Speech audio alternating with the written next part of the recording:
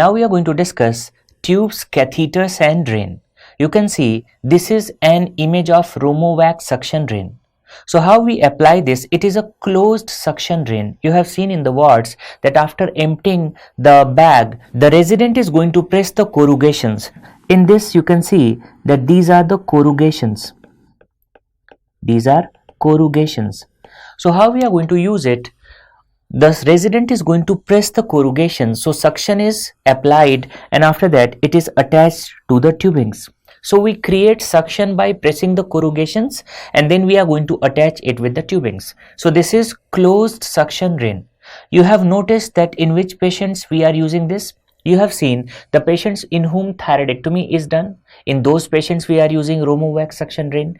Patients of mastectomy, beneath the flap, one limb of this drain is beneath flap and one limb is in the axilla, and it is also used in flap and reconstructive surgery.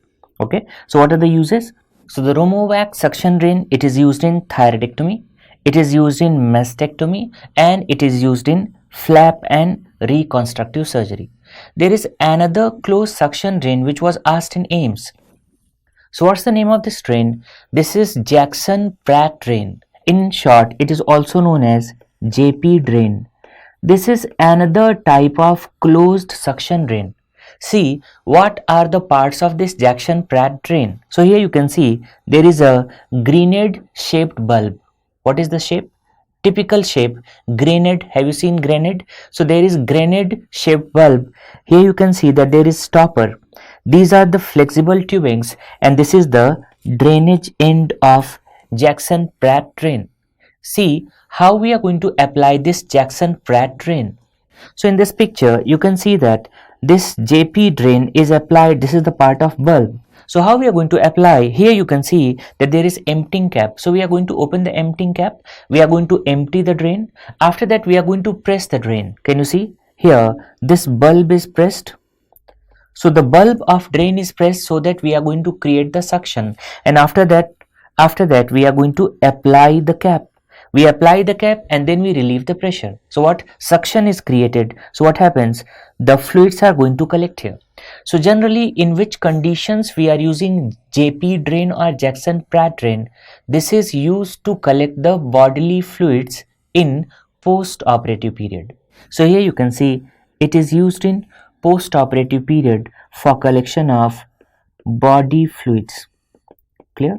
So generally it is used in post-operative period. Okay, so there was image based question related to Jackson-Pratt drain in AIIMS. Now see, this is commonly used tube both in medicine and surgery department, and what's the name? This is Ryle's tube, also known as nasogastric tube. First question which was asked many times related to this tube, that what is the ideal position of insertion? If a patient is conscious, you have seen in emergency how we are going to insert. If a patient is conscious, the ideal position is sitting and neck flexed. And if patient is comatose, what is the ideal position? Supine and neck flexed. So first important point, what's the ideal position for insertion of Ryle's tube? In conscious patient, it is sitting position with neck flexed. Okay, and what about comatose patient? Supine with neck flexed. So if patient is comatose, the ideal position is supine with neck flexed. Okay, so this is the ideal position for insertion of Ryle's tube. Second, how to measure the required length of Ryle's tube? So how we are going to measure that, how much length is required? So here you can see the length is measured from nose to ear to xiphisternum. Nose to ear to xiphisternum. Okay, so what's the mnemonic? It's necks. Can you see? N, nose, ear, and this is xiphisternum. So this is the length of Ryle's tube which is required in the patient. So this is how we measure, and this question was also asked in AIIMS. So how to measure the required length of Ryle's tube from nose to ear to xiphisternum. If you see in this Ryle's tube, you can see that there is presence of shots. Can you see the balls? So these are shots, and here you can see there are markings. So in Ryle's tube there are markings. So what are the levels of markings? And these markings indicate, so see, there is first marking at 40 centimeter, and this marking indicates what? GE junction. So the 40 centimeter indicates GE junction. There is second marking at 50 centimeter, and this marking indicates body of stomach. Third marking is at 60 centimeter, and the fourth marking is at 65 centimeter. The marking at 60 centimeter, it indicates pylorus. So this is what? Pylorus.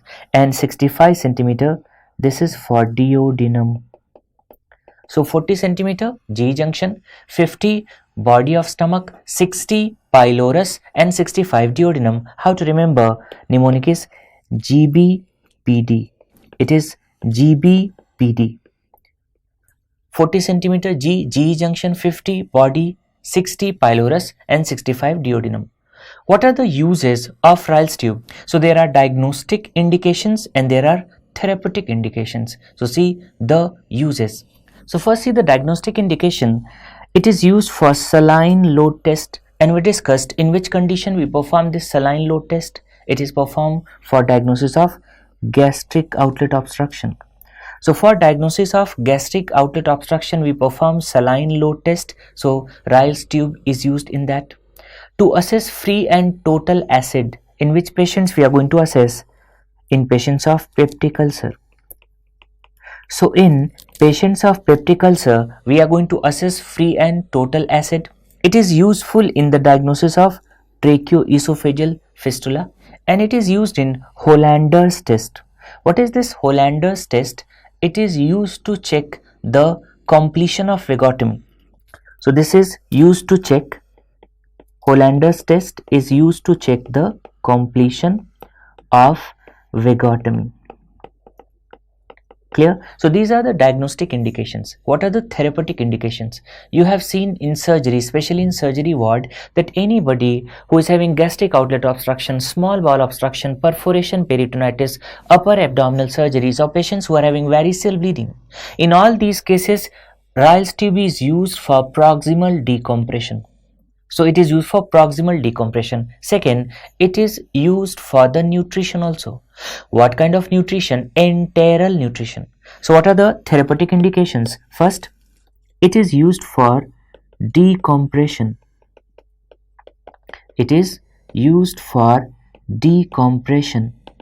So in which conditions? Intestinal obstruction, in patients of gastric outlet obstruction, if patient is having upper GI bleed, or in the patient if upper abdominal surgery is performed. Why? Because in post-operative period patients are having ileus. So for proximal gastric decompression or for proximal decompression, we are using the Ryle's tube.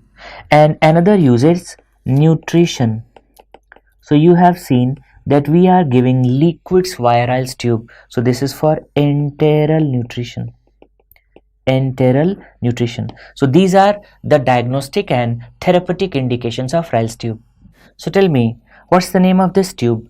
It's relatively shorter as compared to Ryle's tube, but almost indications are same, and it is used in infants and children. Since it is used in infants and children, indications are almost same. So this is infant feeding tube. How to differentiate it from Ryle's tube? First, obviously, it is shorter. What are the other differences? Can you see? There is presence of metallic balls at the end. These are known as shots. And here you can see there are no shots. So in infant feeding tube, no shots. Second thing, in Ryle's tube, you can see that there are markings. On Ryle's tube, there are markings, but in infant feeding tube, there are no markings. So here, no shots in infant feeding tube, and there are no markings. There are no shots no markings. What are the uses? The uses are similar to Ryle's tube. Name is infant feeding tube. So the uses are similar to Ryle's tube, but it is used in infants and children. It's used in infants and children. This is infant feeding tube. Now see this tube. What is the shape of this tube? The shape is like T. So what's the name of this tube? This is Kehr's T tube. And you must be knowing in which situations or conditions we are using Kehr's T tube when we perform the choledochotomy. After choledochotomy, we insert the T tube and we perform the repair over T tube. So what's the use of this Kehr's T tube? It is used after choledochotomy. Okay, so see how we perform the choledochotomy. Imagine this is the liver, this is the gallbladder, this is the bile duct, and this is the duodenum. So if you see the blood supply of bile duct, it is coaxial at 3 o'clock and 9 o'clock, and it is mainly from inferior direction. Can you see how much? 60%. So there is coaxial blood supply mainly from inferior direction. That's why if we have to perform choledochotomy, we have to go for longitudinal incision. Why? If you go for transverse incision, since there is coaxial blood supply, the blood supply is divided, and what happens? There is ischemia. Because of this ischemia, there is increased risk of stricture formation. So first important point, what kind of incision is given in choledochotomy? It is the longitudinal incision. So we give this longitudinal incision. After that, we have to insert the T tube, and after inserting the T tube, we are going to perform the repair. So this T tube acts as a stent and healing occurs over T tube. Generally, in emergency choledochotomy, we use the T tube. Example, you have seen patients of cholangitis. So after conservative management, if patient is not going to improve, we go for ERCP with stenting. If patient is not improved, we go for PTC with stone removal and stenting. If both of these are not available or failed, what we go for? We perform choledochotomy, we relieve the obstruction, put the T tube and perform the repair. On which day the T tube cholangiogram is done? On 7th to 10th day. In such patients, on 7th to 10th day, we perform the T tube cholangiogram, and if there is distal filling defect, we retain the T tube for 4 to 6 weeks, and by Burheen's technique, we remove the stone. Clear? So this is one of the indication. So in most of emergency bile duct surgery or choledochotomy, we use Kehr's T tube. See what's the name of this tube? This was asked many times in AIIMS and NEET. This is Singh-Steichen-Blakemore tube, in short known as SB tube. How to identify? See how many balloons are there. So there is gastric balloon and there is esophageal balloon. So how many balloon? 2. So it is double balloon tube. How many lumens? If you see, this is for gastric balloon port. So this port is for gastric balloon, and this red colored port is for esophageal balloon. Can you see there is a third port, and this is for aspiration channel. So this is gastric aspiration port. Can you see these openings? Yes. So these are gastric aspiration openings. Okay. So how many balloons? 2 balloons. How many lumens? 3 lumens. So this is double balloon triple lumen tube. What's the name? This is double balloon and triple lumen tube. So this is double balloon triple lumen tube known as Singh-Steichen-Blakemore tube. So you know in which patients we are using this Singh-Steichen-Blakemore tube. This is used for controlling the varicose bleeding. Suppose after medication the varicose bleeding is not controlled, so we are going to insert this tube, and it is used to work like a tamponade. So it is used to work for esophagogastric tamponade, right? Problem: the patients in whom there is varicose bleeding, the blood is going to collect into the stomach, so stomach is distended. Second, certain patients at the time of presentation are in the state of shock. 2 important points: stomach is distended and the patient is in the state of shock. So if you are not very careful during insertion, what's the problem? There is aspiration. So question: most common complication of SB tube insertion It's aspiration. So what should be protected during insertion? Airway. Important point. So what's the most common complication during insertion? The most common complication during insertion, and that's aspiration. Clear? So what is protected? Airway should be protected at the time of insertion. First important question. Second, for inflation of balloon, which substance is used? We are going to use only air. Why? Because it is easy to inflate and deflate the balloon with air. Use of water saline contrast is contraindicated. Now see how we are going to use it. We have inserted it, and after inserting, we are going to inflate this gastric balloon with 50 ml of air, and after that we are going to pull it so that this gastric balloon is stuck at G junction. And when it's stuck at G junction, then we are sure that esophageal balloon is in the esophagus. After that, we are going to inflate this gastric balloon further with 250 ml of air. So there is 300 ml of air here in the gastric balloon, and then we start inflating the esophageal balloon. So in this image you can see, first we are going to inflate it with 50 ml of air, after that 250 ml of air, so total there is 300 ml of air in the gastric balloon. It is distended. We discussed that there is aspiration channel, so there are multiple openings, so whatever the content is there into stomach, that is aspirated via third port. So this is for gastric aspiration.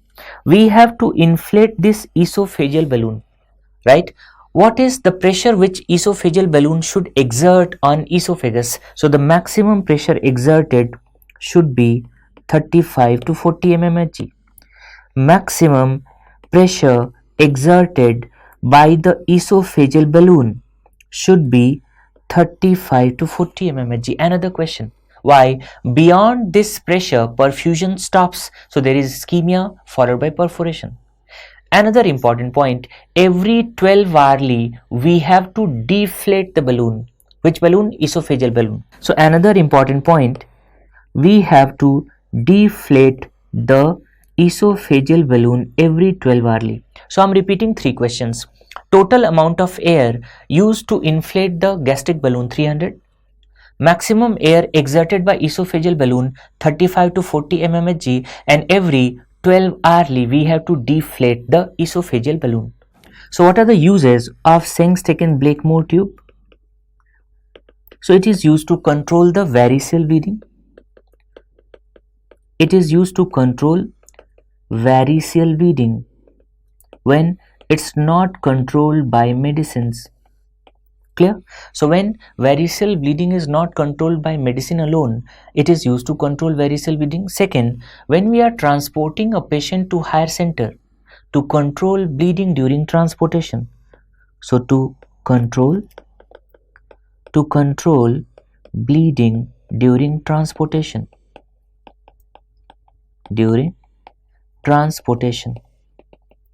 Sengstaken-Blakemore tube is used. There are two similar tubes which are also asked frequently. One is Minnesota tube and the second is Linton-Necklace tube. So how it looks?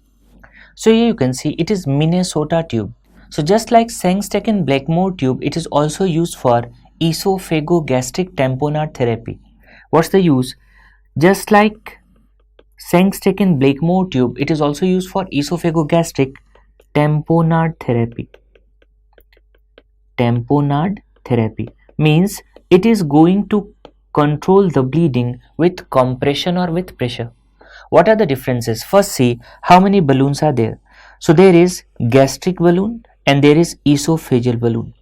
So there are two balloons. Now see the lumen. How many lumens are there? So here you can see this is 1, this is 2, this is 3 and this is 4. There are 4 lumen. So what is the additional lumen here? You can see there is a port for gastric balloon like Sengstaken-Blakemore tube.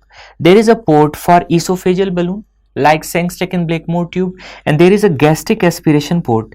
This is additional. What here?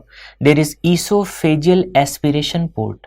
It means if you insert this tube, you can perform the aspiration of gastric content and you can perform the aspiration of esophageal content. It means with the help of this Minnesota tube, aspiration below the balloon and above the balloon can be done. So that's why for esophagogastric tamponade therapy, this is preferred over Sangstecken-Blakemore tube. I'm repeating, two balloons, gastric balloon, esophageal balloon. How many lumen? 4 lumen. One for gastric balloon, one for esophageal balloon, one for gastric aspiration, and one for esophageal aspiration. So we can perform the aspiration from stomach, we can perform the aspiration from esophagus. So aspiration can be done below the balloon, above the balloon. So that's why this one is preferred over Sangstecken-Blakemore tube for esophagogastric tamponade therapy. What's the name? Minnesota tube. And this was the question in INI CET 2020. Latest question. This was the image-based question in INI CET 2020. Now see, what's the name of this tube? This is Linton-Necklace tube. And here you can see that there is a single balloon, that's gastric balloon. So if there is single balloon, gastric balloon, so this is going to control the bleeding from stomach. So if the patient is having isolated gastric varices, we are using this tube, Linton-Necklace tube. How many lumens? So here you can see there is esophageal aspiration port, there is gastric aspiration port, and there is gastric balloon port. So one port is for balloon, second is for aspiration below the balloon, and third is for aspiration above the balloon. Clear? So one balloon and 3 lumen. How much air is used to inflate this gastric balloon? We use 400 to 700 ml. So how much air? We are using 400 to 700 ml of air for inflating the gastric balloon. And what's the use? Since it is only used in stomach, so it is used for treatment of bleeding gastric varices. So it is used for treatment of bleeding gastric varices. Okay, nowadays lots of image based questions are asked and the students are confused between these tubes. So let's have a comparison. So it is easy to identify. In Sangstecken-Blakemore tube there are 2 balloons, and how many lumens? There are 3 lumens. So there is double balloon, triple lumen. Clear? And you can see this is Minnesota tube. So how many balloons? There are 2 balloons. So there are 2 balloons, and what you can see, how many lumens? 1, 2, 3 and 4. So there are 4 lumen. So in Minnesota tube, 2 balloons, 4 lumens. And if you see this Linton-Necklace tube, there is a single balloon, and how many lumens? 3. So there is single balloon and 3 lumens. Clear? So easily on image you can differentiate these 3 tubes, and all of these 3 are used for tamponade therapy to control the varicose bleeding. These 2 for esophagogastric bleeding, and this is used only for gastric varicose bleeding.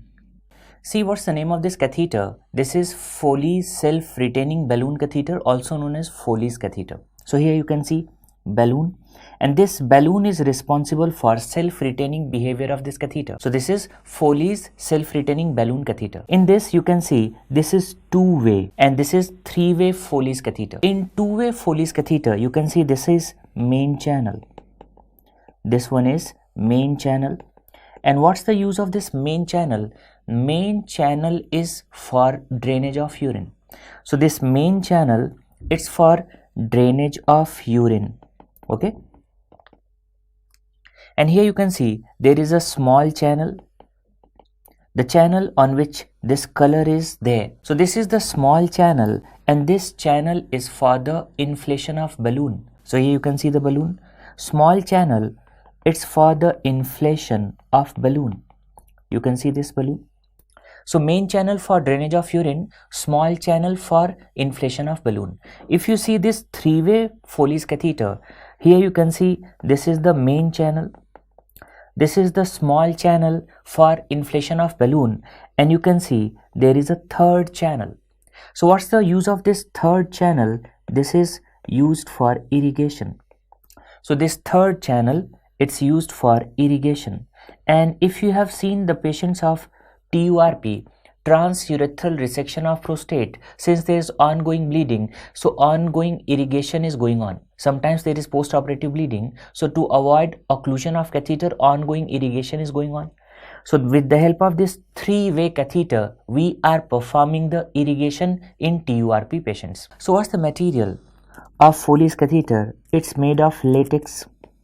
What is the advantage of this latex? Advantage of latex is that there is less irritation and less crust formation. So there is less crust formation. Okay. Now see the important points related to the balloon. How much is the capacity of this balloon? It is 5 to 50 ml. If you have inserted Foley's catheter in ward or in emergency, with how much saline we are going to inflate the balloon for self-retaining purpose? So we are generally using how much saline? 10 ml. So for self-retaining, important point, for self-retaining, generally how much saline we use or inflate the balloon? We are going to inflate the balloon with 10 ml saline. There is a second use of this balloon. What? It can be used for hemostatic compression effect. So what's that hemostatic compression effect?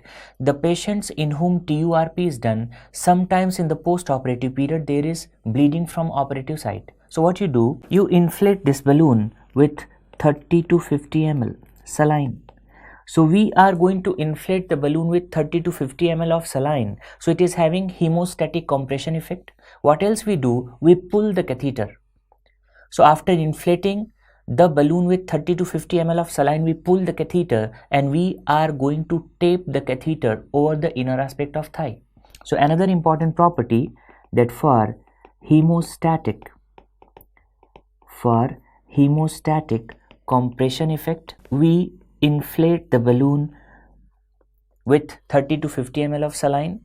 We pull the catheter and tape it to the inner aspect of thigh. For the size of catheters and tubes, there are two systems which are used. One is French and one is gauge. So you know that in French system, the size increases with increase in French, and in gauge system, size decreases. So how to calculate? Suppose for some tube or catheter, French is given. How will you calculate the outer diameter? It's not inner, it's outer diameter. So see, outer diameter in mm for any catheter. Outer diameter, you have to remember, outer diameter in mm is equal to French by 3. Now imagine if the size of catheter is 18 French. Okay, so what's the outer diameter? It is 6 mm. So outer diameter in mm is equal to size in French divided by 3. This is how we assess or calculate the outer diameter of catheter. See what are the various sizes of catheters available. So if we see for pediatric patients, what are the sizes of catheters which are available? So this is 4, 6, 8, 10, and the sizes which are larger than 10, these are used for adult patients. So if you see in adult patients, so for adults, what are the sizes which are used? So obviously 12, 14, 16 and 18. 12, 14, 16, 18 used for adults, and for pediatric patients we are using 4, 6, 8, 10 French. Out of 12, 14, 16, 18, which one is most commonly used for males and which one is most commonly used for females? So if you see this 16 number, this is most commonly used for males. And what's the color of 16 French Foley's catheter? It's orange. And for females we are using this 14 French. So for females we are using 14 French, and what's the color? It's green. Nowadays color coding of cannula, color coding of Foley's, catheters is very hot topic, frequently asked names. For males we use 16 French catheter, that is of orange color, and for females we use 14 French Foley's catheter, that's of green color. So see the color coding of Foley's catheter. So if you see gray, what is the size? 10 French. So see the color, it's gray and the size is 10 French. White color, size is 12 French. Here you can see green, that is 14 French, most commonly used in females. Here you can see orange, 16 French, and this is most commonly used in males. This is red, can you see here? Red. And what is the size of red catheter? 18 French. Yellow is 20, violet is 22, and blue is 24 French. So how to remember? It's very easy. The mnemonic is gray, white, gory, Valentine, babe.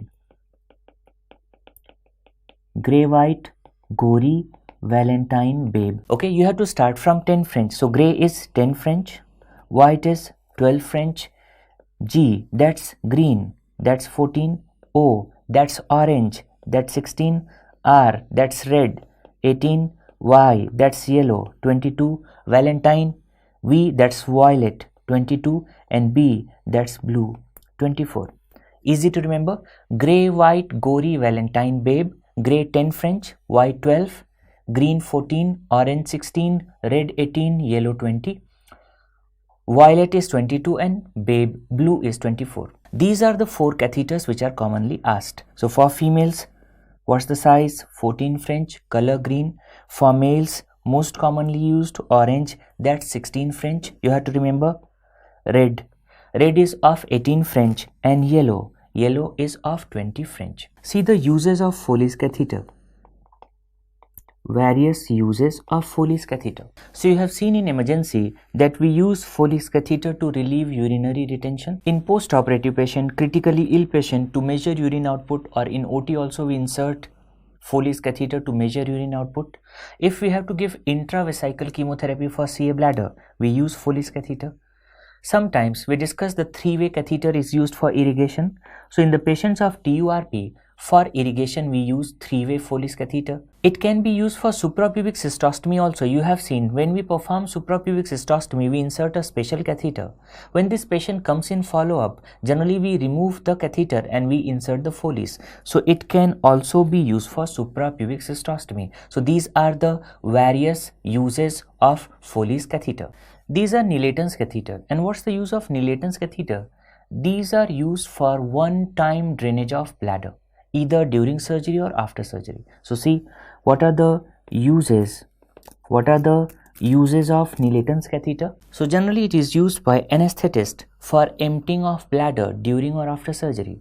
So if they have to determine the amount of urine in bladder and if Foley's catheter is not in place, so we insert this Nilaton's catheter to determine how much urine is there in the bladder. So these are the uses of Nilaton's catheter. What's the name of this catheter? This was asked 2 to 3 times in names. This is Fogati Imbolectomy catheter. It is having a balloon at the tip. So it is also known as Fogati balloon catheter. What's the name? Fogati Imbolectomy catheter. It is also known as Fogati balloon catheter. How to identify? Can you see? It's a hollow tube. Can you see? It's hollow tube, and the identifying feature is what? That there is a balloon at the tip. So here you can see there is a balloon at the tip. So the name of this catheter is Fogati Imbolectomy catheter. It means it is used for imbolectomy.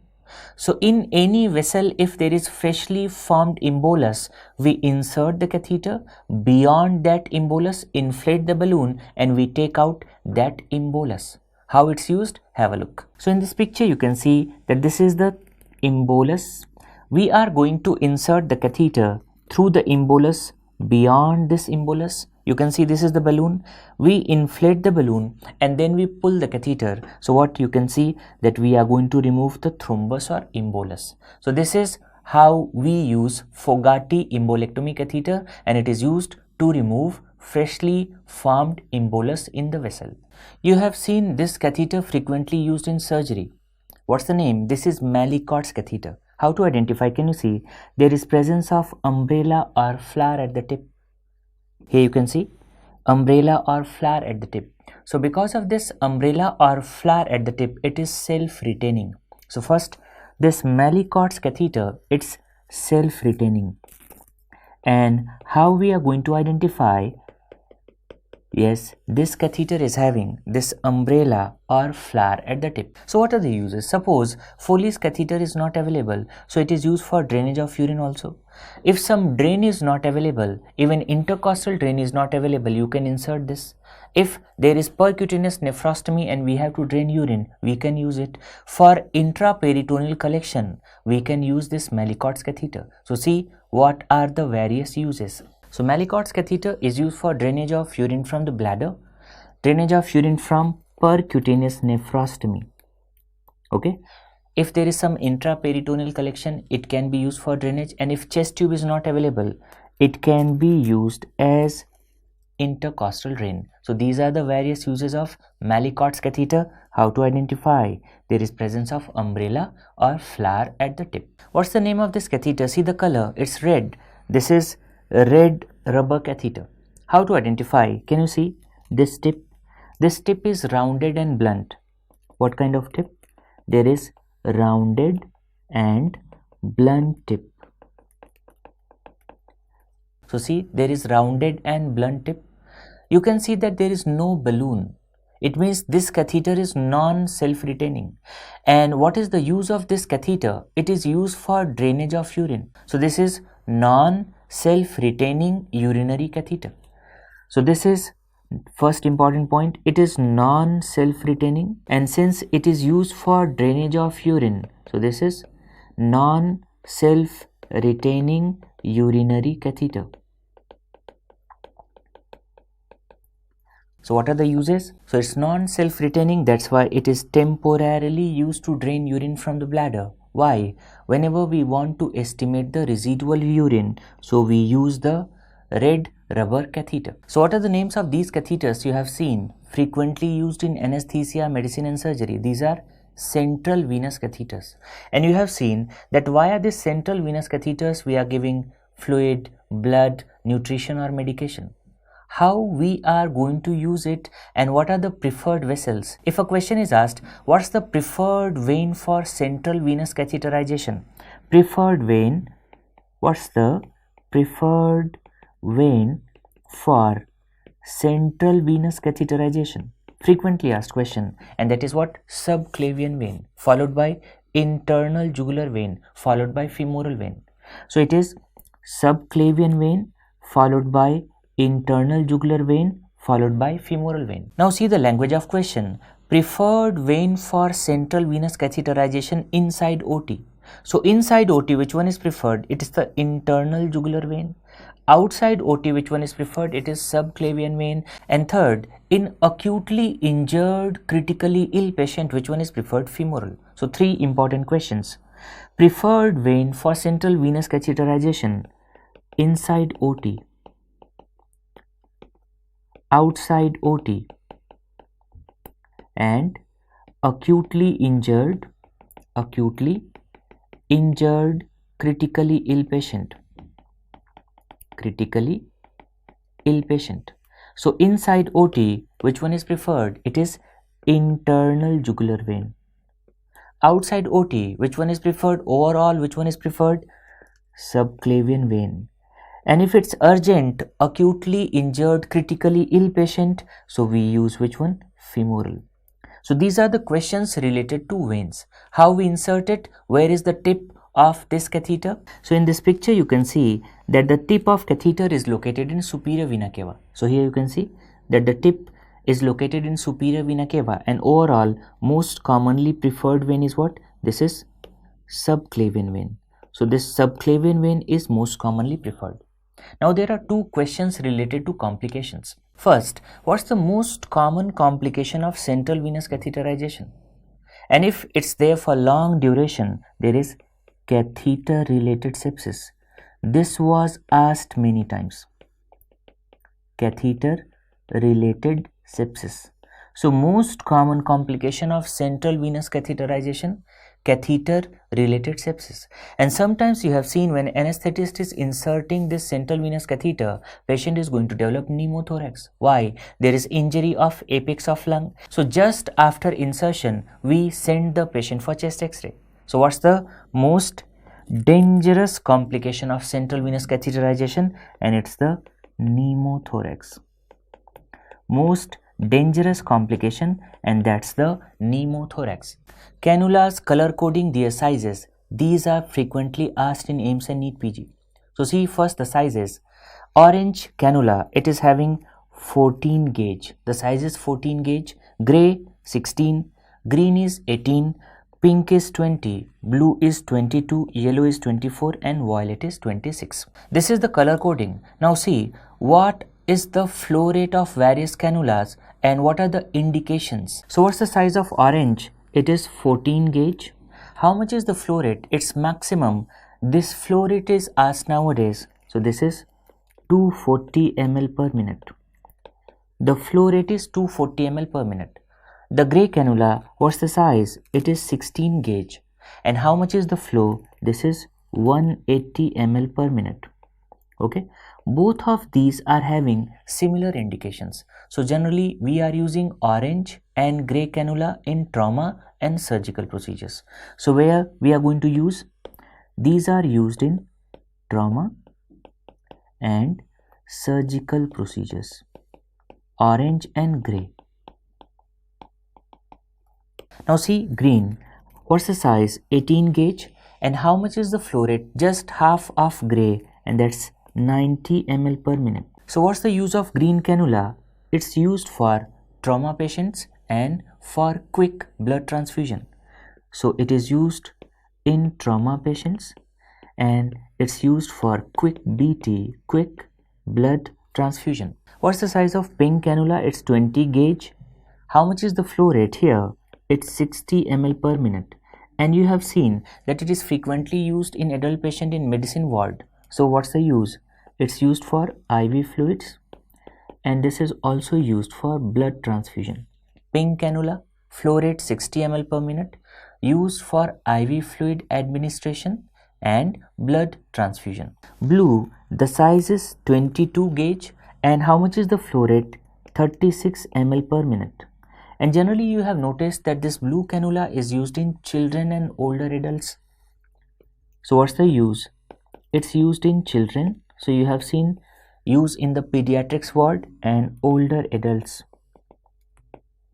who have friable veins. The size of yellow cannula is 24 gauge. And how much is the flow rate here? The flow rate is 20 ml per minute. And this is also used frequently in the pediatrics ward. So this is used for neonates. It's used for children and elderly. Yellow, it's used for neonates, children and elderly.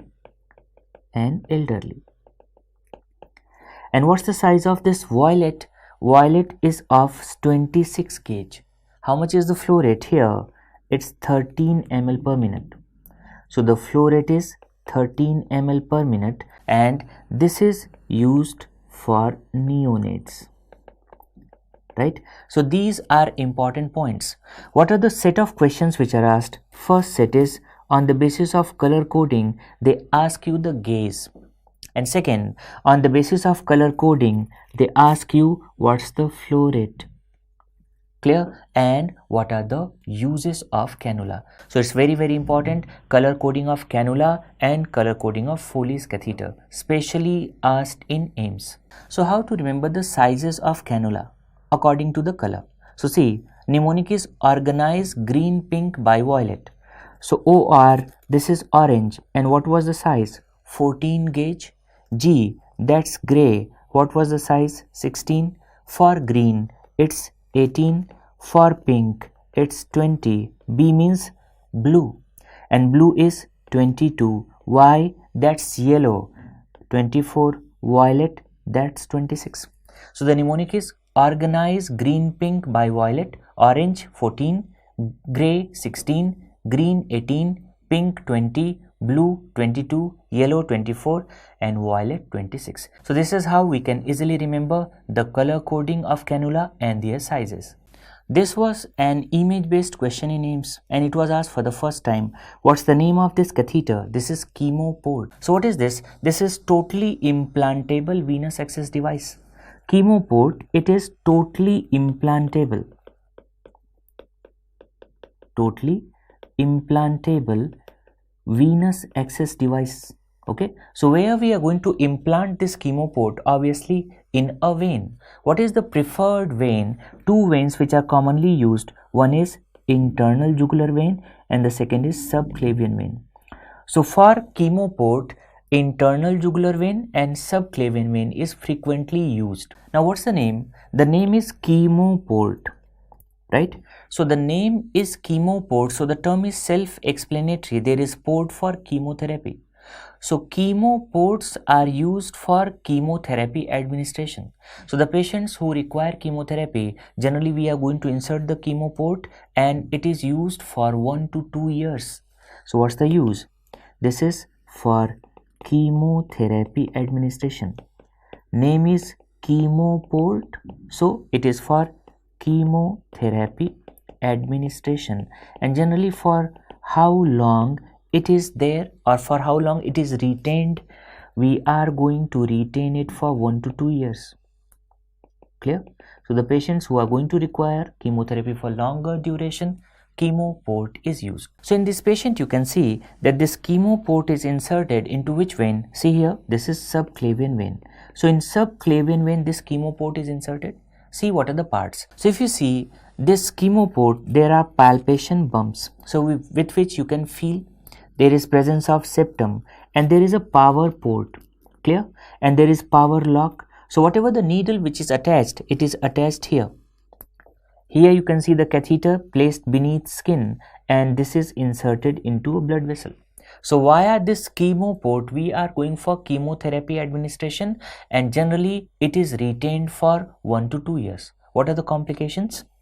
So the complications associated with insertion and retention are catheter embolism. Sometimes there is occlusion of chemoport, that's known as port occlusion. So the vessel in which it is inserted, there is vascular thrombosis. So the complications are catheter embolism, port occlusion and vascular thrombosis. So this is all about catheters, tubes and drains.